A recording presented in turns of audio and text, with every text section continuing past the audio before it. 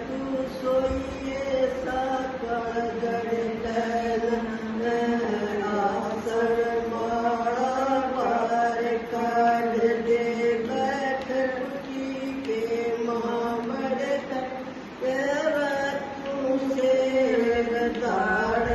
दे तू सोइए साकर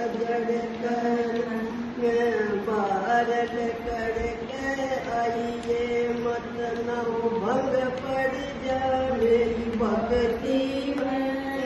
एक रात ठहरूंगी बाबा कुटियाते भारत करके आइए मत न भंग पड़ जा मेरी भक्ति में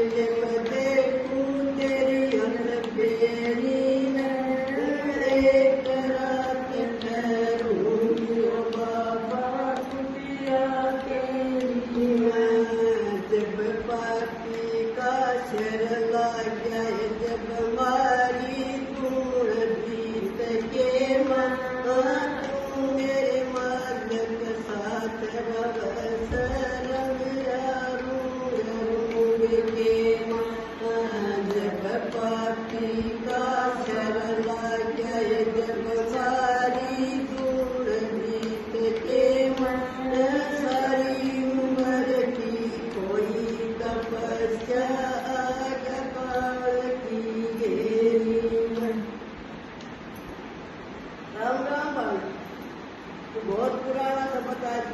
असुरिया क्या होता थी।